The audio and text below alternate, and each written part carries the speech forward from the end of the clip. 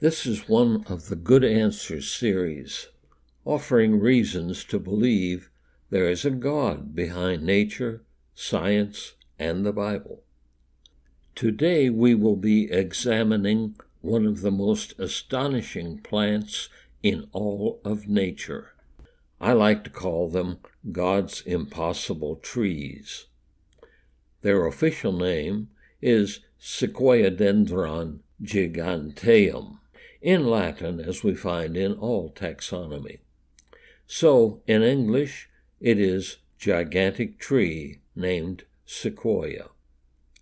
If you're into trivia, you might stump your friends by asking them for a 7-letter word that has all 5 vowels. But they may hate you for it. I learned only recently that sequoia is a Native American word. It originally meant sparrow, a bit of irony there, and was the name of a gifted Cherokee individual. I say gifted because he is credited with developing a syllabary, a method of writing for the Cherokee tongue. These magnificent trees were named then in his honor. The more I learned about the sequoias, the more I became fascinated by their unique character. Let's start with some of the obvious features they display. How tall do these sentinels grow? Well, suppose one were growing in the end zone of a football field and fell over. It would flatten the opposite goalpost, since it's over 300 feet tall. Best that it not fall during a game. In dimensions and weight, they dwarf other trees. Compare it with a mature oak, for example.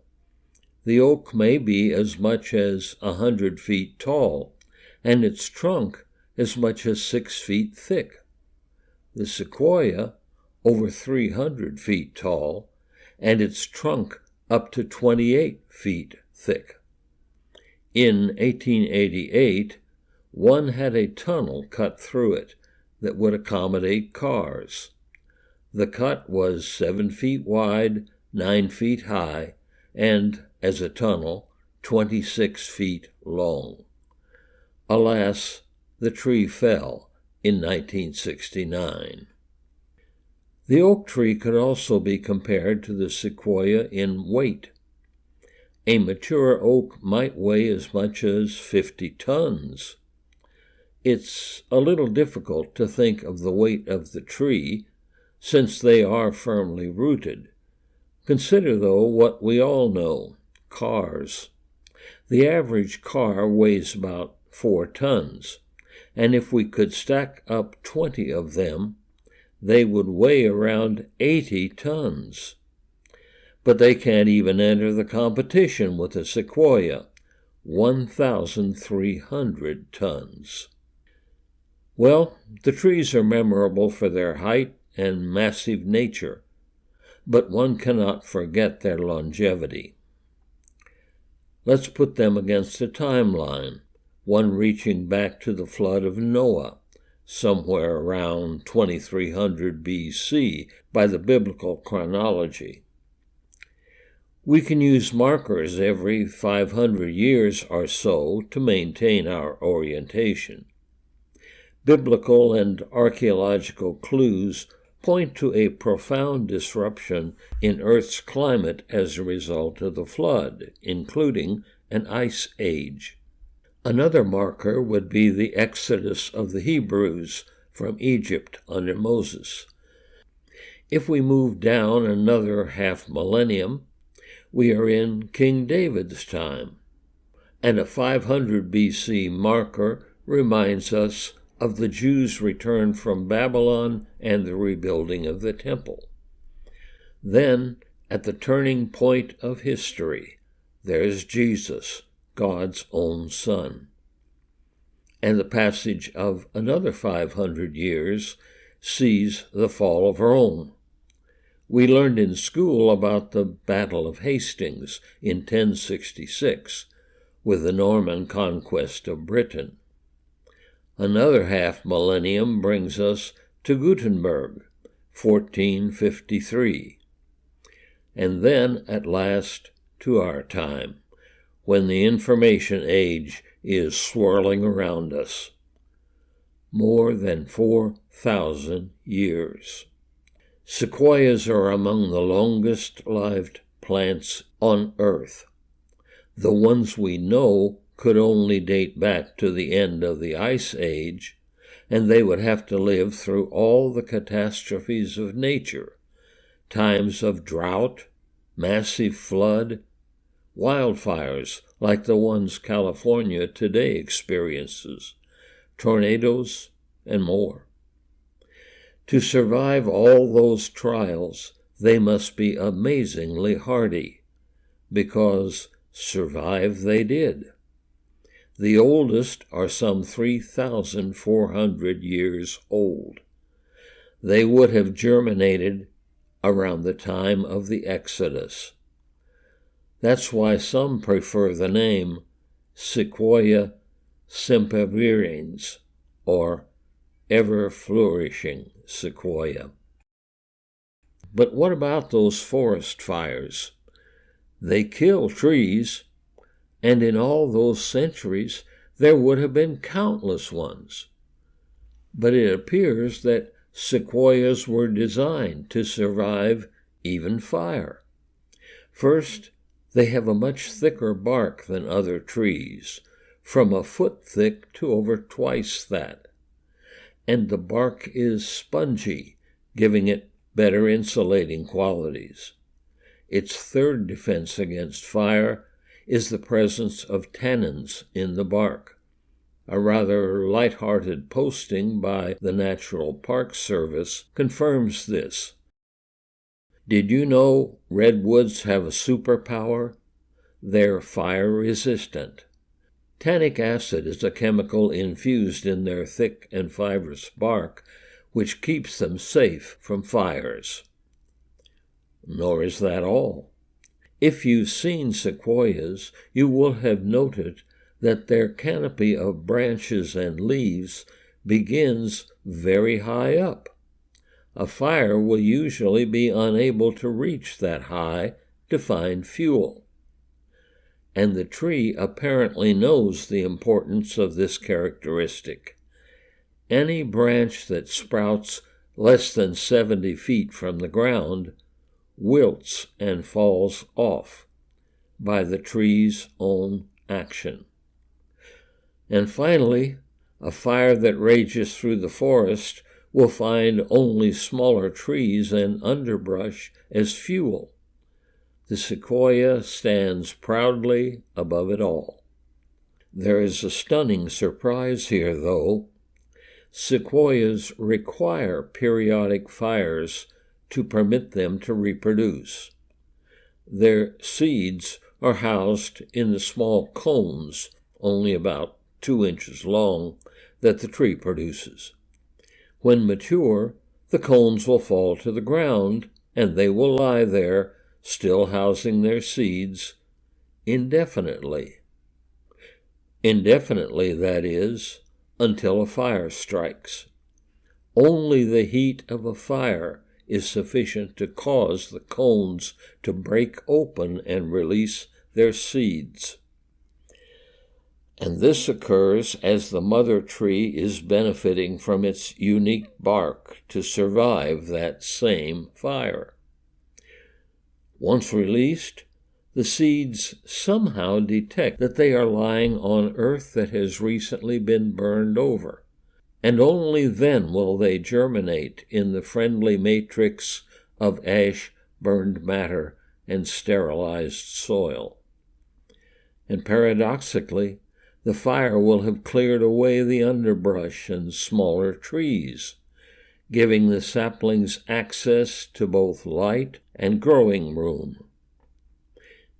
It bears repeating, were there no fires, the seed cones would not open, and even if some escaped to germinate, the earth would not be prepared to nourish them, and underbrush would starve them of light. So the forest fires that damage or destroy other growth are ineffective against mature sequoias, but essential for the growth of new ones. Amazing trees, but I called them God's impossible trees. We have seen that they have been designed to do the unlikely and unexpected, but they also do the seemingly impossible. They acquire water as no other plant can. Maybe we should review what we learned about this in school. In grade school, we were taught that water from the soil is absorbed by a plant's roots, then is drawn up through its stem, and it nourishes the leaves. In high school, we may have learned that this water is replacing what is constantly evaporating from the leaves, and they may even have used the term transpiration to describe the process. So far, so good.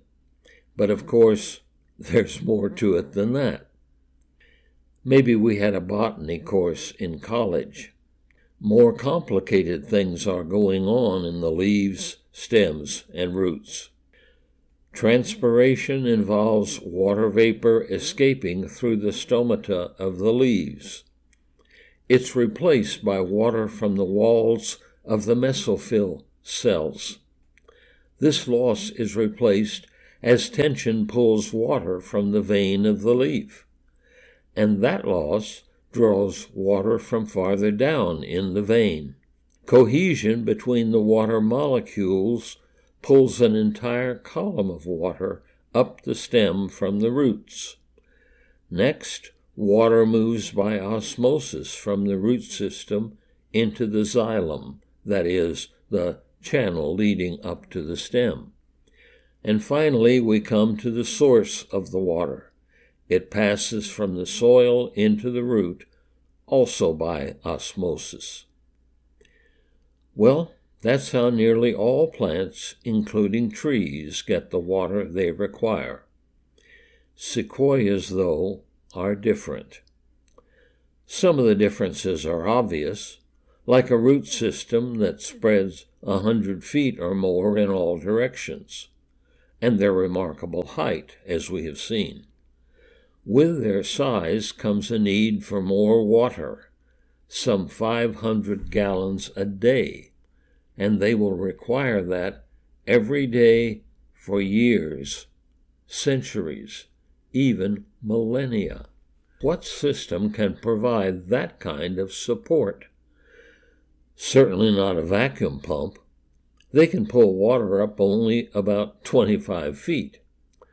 Well, the system we have seen for other plants, capillary action, transpiration, and cohesion or adhesion between the water molecules, can manage much more than that, but not enough. It tops out before that vital water can reach the leaves of the canopy. Another system has to provide the rest of the climb. Apoplastic water, which is stored between the cells around the xylem, is called upon to supplement the supply as needed.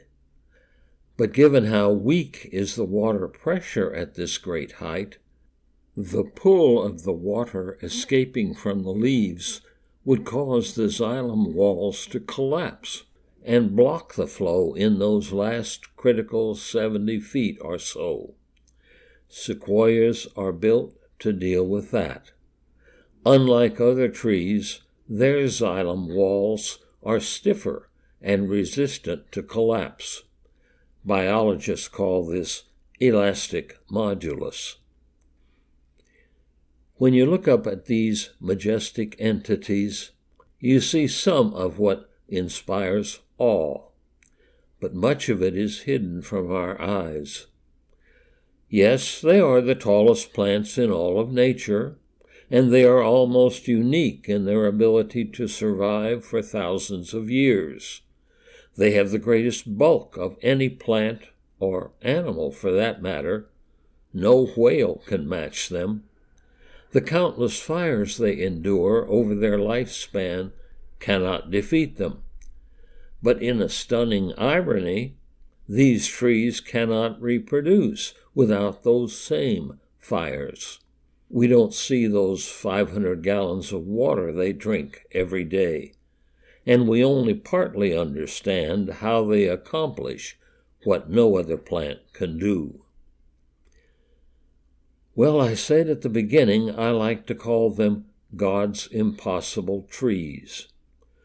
Who else could have conceived and designed something so intricate and made it so robust that it continues through the changing centuries, no matter what catastrophes may strike?